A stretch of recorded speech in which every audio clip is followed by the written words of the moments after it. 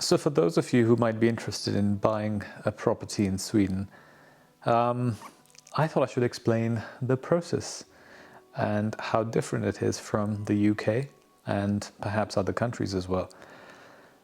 Because it's a small population and they are very much into having a country house, like a cabin in the woods.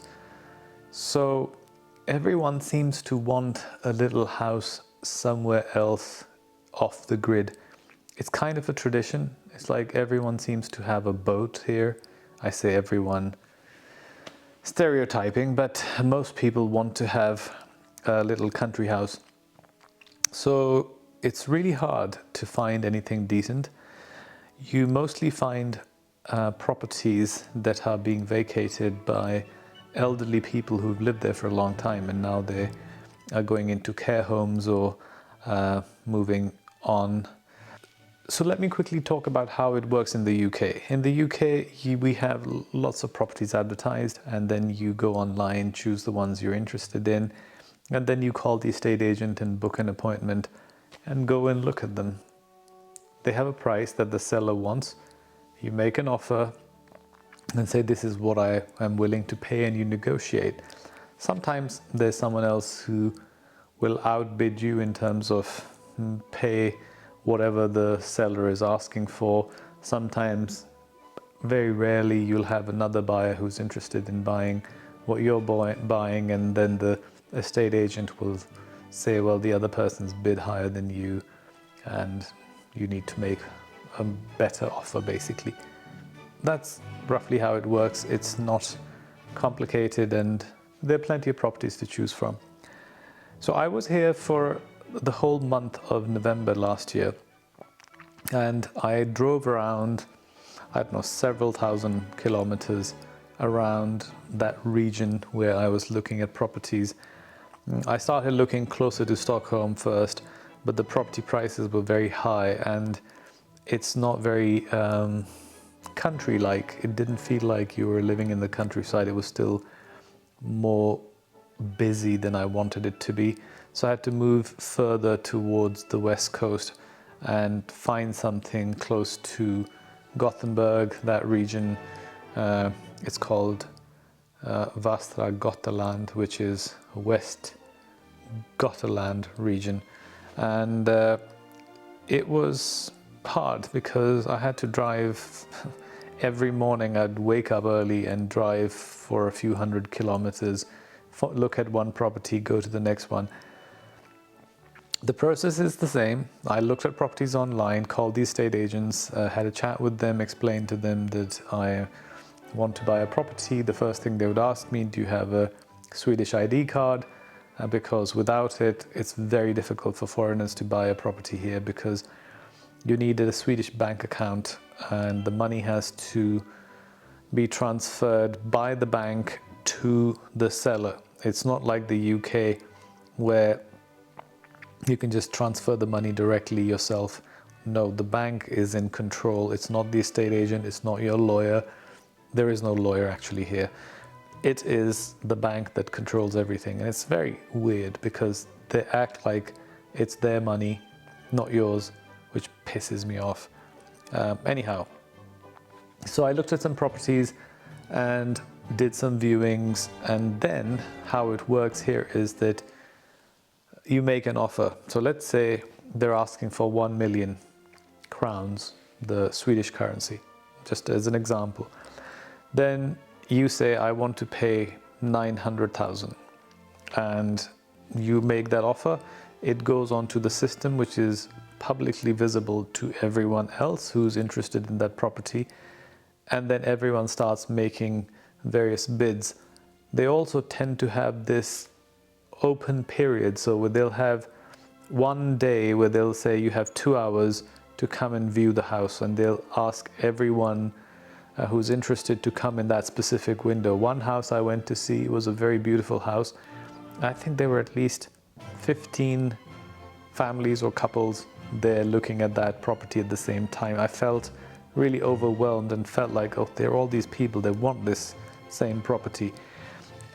And the bids usually are higher than the asking price, So the seller will put a price what they think or the estate agent recommends, and then people make bigger offers or higher offers, which is very annoying and difficult because you go in with this budget in mind and then you can't suddenly afford that property because so many other people have made bigger bids. You can go online and see the bidding because everything is done electronically and everything is transparent in this country. So, but yeah, so I made some offers on a few properties. One property I actually made an offer that was higher than the other party, but the seller decided that they liked the other party more than they liked me, because they wanted to sell the house to a family and someone who was a local to the area rather than someone coming from abroad using it as a holiday home.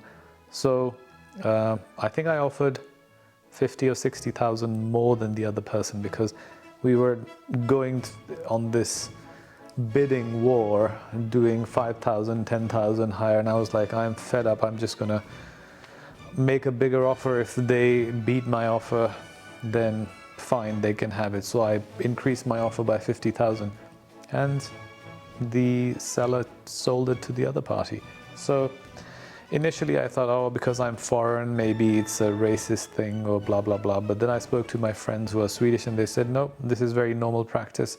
It happens to Swedes all the time, so it's nothing to do with you being foreign. Plus, I've noticed as I've lived here for the last 3-4 months, and I've been coming to Sweden for the last 20 years, so they're not racist and they're very open-minded. Of course, there are some prejudices somewhere, but that's normal. We are all human beings. We learn from our experiences and we cannot be brainwashed to just neutralize everything. Of course, we see certain patterns. If those patterns are repeated over and over, we tend to learn from that and we do sampling. So then we start to stereotype or discriminate against colors or people or languages or religions or whatever. So anyway, back to the subject of buying properties. Then I looked at several more. In the end, I was almost fed up. I went to see this one house that was okay. It wasn't amazing. It needed quite a lot of work. It was not very bright inside, quite pokey, small rooms, and I wasn't happy. So I told the estate agent, I said, look, I want a house that has nothing anywhere near it. I want it to be in a forest or in a farm, and I want to have some space because living room is quite important. I want a bigger living room, and I don't want 5 bedrooms, maybe 1 or 2 is fine. And then she said, well, there's a property that is not on the market. There's a lady who lives there and she's thinking of selling it. I can talk to her. And I said, well, I'm here now and I'm 200 kilometers away from where I'm staying. Any chance you could call her and ask her if we could come and see the property? And she kindly did. And then we came and saw this house. The lady was in a wheelchair. She had 2 hip replacements and she had problems walking. So she wanted to move to an apartment with assisted living, but she didn't have a place. And I said, look, I'm not in a rush. How about we agree on a price? And of course I had to offer her more than what she was asking for to sweeten the deal for her. And I said, I will give you 12 months to find another place. So I'll give you the deposit and then 12 months, because they have to have a contract. You can't leave it open. It needs to have an end date when it has to be closed. You can bring the date back, you can't extend it. So I put the date for 12 months because I wanted to give this lady enough time to find a place and not feel stressed that now I've sold my house and I've got nowhere to go. So I think we did that. We signed the contract in November, and then in March I found out that she had found an apartment and that she was ready to exchange the contract and give me the keys. So in April I came back after my surgery, thanks to my nephew who flew with me. He flew from Italy to London, brought me from London to Sweden, did all the things, and took me back to London, then went back to university. So that's why I say he's my son, because I don't think anyone who's not your blood would do what he's done for me in my life. It's just, I'm so lucky to have him. So back to buying the house. So when you're doing these bids, you have to be prepared that if your budget is, let's say if your budget is 1 million, you should start looking at properties around 750,000, because there's a good chance you'll end up paying $1 million for a property that started off at 750,000, and that's kind of normal here, that you end up paying more. Then the estate agent does pretty much everything. They'll write the contract, they'll do all the legal stuff, so you don't have to hire a lawyer, which is great because the legal fees in the UK are substantial.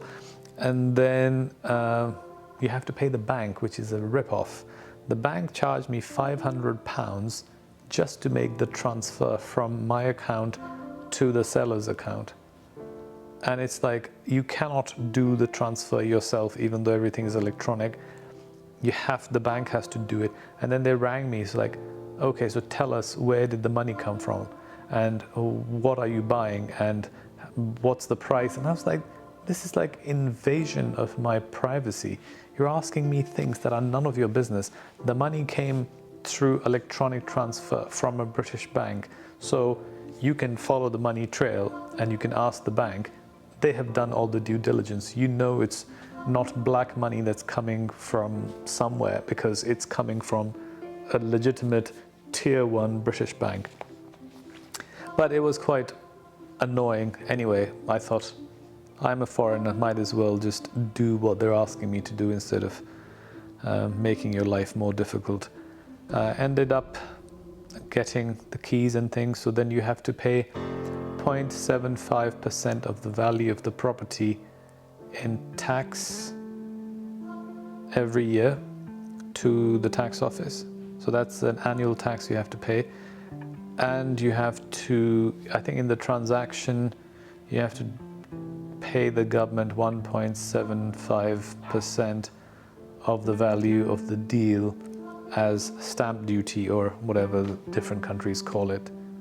And once you've got the possession of the property, then you have to start looking at, I don't know, so many different things. If you live out in the countryside, you have to contact a sewage company to empty the septic tank. You have to call the electricity company, if you have electricity, to get things transferred into your name. Everything needs to be done within a week or two, otherwise they start bombarding you with letters and turning up to your door. When I moved here, I think it took me like 2 weeks to get everything sorted and arranged and transferred into my name. Thanks for watching. If you have any questions about this video or such transactions or any other questions related to life in Sweden, feel free to leave your comments below and I will reply to your messages and potentially make more videos to explain various things.